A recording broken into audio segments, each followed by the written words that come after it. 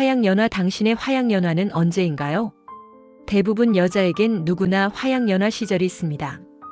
여기에 대한 정답은 없습니다. 어떤 사람은 그 시절에 운까지 좋아 찬란한 시절을 보낼 것이고 어떤 사람은 그렇지 못한 사람도 있을 것입니다. 화양연화는 여자에게는 너무도 소중한 시절입니다. 꽃은 시기를 정하여 일생에 한 번만 피고 집니다. 초봄에, 늦봄에, 여름에, 가을에. 꽃이 피는 시기는 모두 다르지만 꽃은 자신의 시절에 피고 집니다. 여자도 꽃처럼 피고 지는 시기가 있습니다. 다만 조금씩 다릅니다. 20대, 30대, 40대, 50대, 60대, 70대, 80대.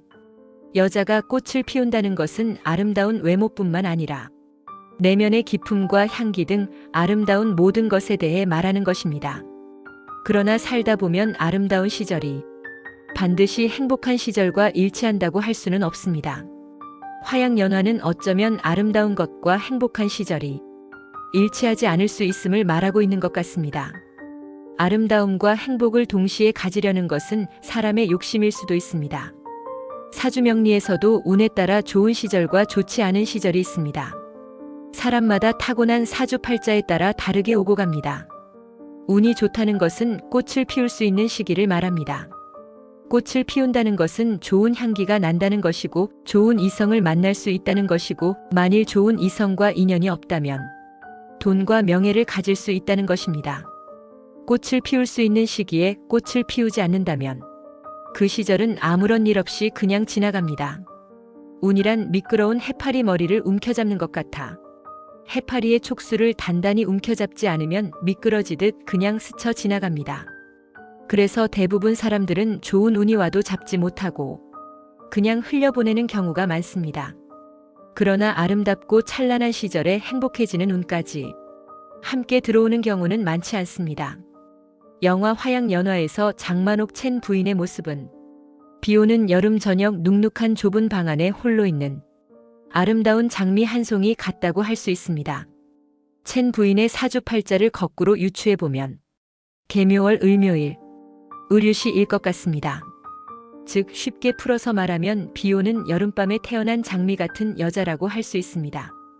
첸 부인 같은 운명을 타고난 여자는 반드시 화운이 되어야 진실로 편안하고 행복해질 수 있습니다. 올해 2026년 병오년 같은 시기에 첸 부인이 있었다면 가장 편안하고 행복한 시절이 될 것입니다.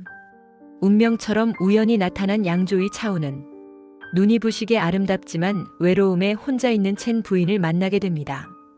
둘은 순수하게 사랑을 하지만 서로가 소유한 넥타이와 가방의 인연을 끊어내지 못합니다. 하이힐을 신고 높은 깃의 치파오를 입고 걷는 첸 부인의 뒷모습은 그 시대의 형식과 틀에 갇혀있는 자존심 강한 여자임을 말하고 있습니다. 사주명리에서 첸 부인 같은 을묘일주의 여자는 실제로 외유내강으로 절제력이 있고 선을 잘 넘지 않는 성향입니다.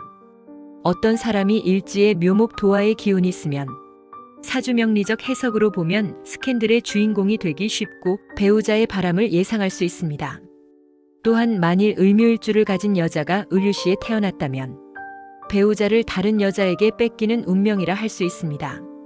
한마디로 배우자 복이 약하다 할 수 있습니다.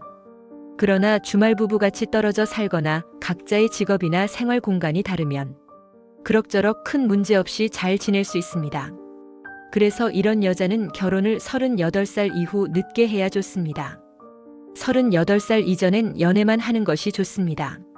첸 부인과 차우 두 사람의 인연이 계속되지 않는 것은 첸 부인의 운명이 강한 배타성을 가지고 있어 차우가 들어갈 공간이 없기 때문입니다. 차우란 인물은 지금은 홍콩에 살지만 미래엔 홍콩에서 살 수 없는 특별한 이방인 같은 존재라 할 수 있습니다. 차우란 인물이 첸 부인을 우연히 만나고 헤어지는 잠시의 시간이 어쩌면 홍콩의 99년일 수도 있습니다. 홍콩의 많은 사람들은 차우와 같은 처지일 수 있다고 생각합니다. 중국에 다시 영원히 반환되기 전에 아름답고 찬란했던 홍콩을 잠시 취재하고 떠나는 신문 기자처럼 홍콩의 많은 사람들은 차우와 같은 처지일 수 있다고 생각합니다. 이별을 연습하고 준비하던 두 사람은 막상 그 시기가 다가오고 진짜 이별을 하게 되자 두 사람의 감정이 사랑임을 알게 됩니다. 이때 첸 부인의 눈에 눈물이 고이고 아름답고 찬란했던 홍콩과 두 사람의 아름다운 사랑은 눈물 속에 중첩되어 사라질 운명을 맞게 됩니다. 둘은 이별을 하지만 차우의 머릿속에 첸 부인은 희미하게 남아 아름다웠던 여인으로 영원히 기억하게 될 것입니다. 이러한 감정을 영화에 남기려고 왕가위 감독은 다음과 같은 자막을 올립니다. 지나간 시절은 먼지 낀 유리창을 통해 볼 수는 있지만 만질 수는 없기에 그는 그 시절을 그리워한다. 유리창을 깰 수 있다면 그때로 돌아갈지 몰라도 화려함 뒤에 슬픈 역사가 있는 홍콩의 99년 역사를 장만옥, 양조위 두 배우의 캐릭터와 세련된 미장센을 가지고 99분의 영화로 이렇게 잘 만들었다는 것이 영화를 사랑하는 한 사람으로 왕가위 감독에게 감사하다는 말을 전하고 싶습니다. 장만옥, 양조위 두 사람과 주인공의 내면을 섬세하게 표현한 슬프지만 아름다운 미장센은 또 다른 영화의 주인공이라 할 수 있습니다. 시선에 따라 불륜이라 할 수 있으나 명확히는 불륜이라 말할 수 없는 슬프고도 아름다운 만남과 이별의 이야기. 화양연화는 당대 최고의 영화라 할 수 있습니다. 화양연화는 두 사람의 슬픈 만남과 이별을 통해 홍콩의 슬픈 역사를 중첩하여 보여줍니다. 만족할 수는 없지만 화려함이 있는 과거와 어쩔 수 없이 다가오는 알 수 없는 미래에 대한 두려움이 함께 공존하는 운명의 순간들은 첸 부인과 홍콩의 운명이라 할 수 있을 것 같습니다. 한국에서는 보통 이런 운명에 대해 말할 때 기구한 팔자, 기구한 운명이라고 합니다. 개인적으로 기구한 팔자를 가진 사람이 있고 집단적으로 기구한 운명을 가진 나라가 있습니다. 기구한 팔자, 기구한 운명에 대해선 다음 동영상에서 사주명리 이론을 통해 기구한의 우리말 어원과 관련된 깊이 있고 재미있는 이야기를 해드리겠습니다. 화양연화는 왕가위 특유의 미장센이 빛을 발하는 영화로 1960년대 홍콩에 사는 사람들의 고독과 소외, 불안정한 정체성을 시각화한 것이라 할 수 있습니다. 첸 부인이 입은 20여 벌의 치파오는 하나의 완결된 미장센이라 할 수 있습니다.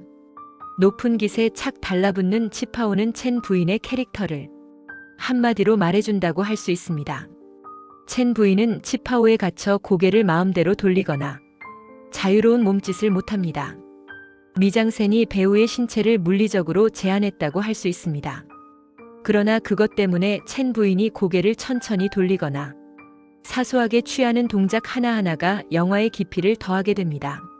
화양연화는 홍콩의 사랑과 역사에 관한 이야기 같지만 다른 각도에서 보면 어쩌면 누구나 가슴에 하나쯤은 숨기고 있는 슬프지만 아름다운 인생 이야기입니다.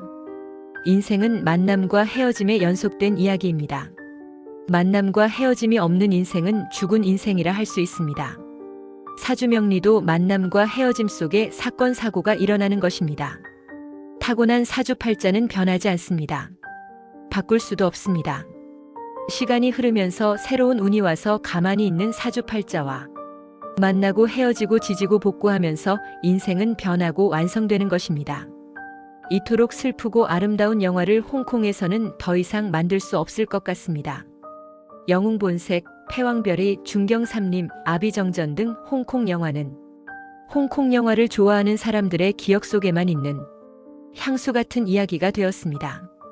홍콩과 홍콩 영화에 대한 왕가위 감독의 진실한 말을 듣고 싶으면 캄보디아 앙코르와트 바위에 귀를 대고 있으면 들을 수도 있을 것 같습니다. 여러분의 화양연화는 언제인가요?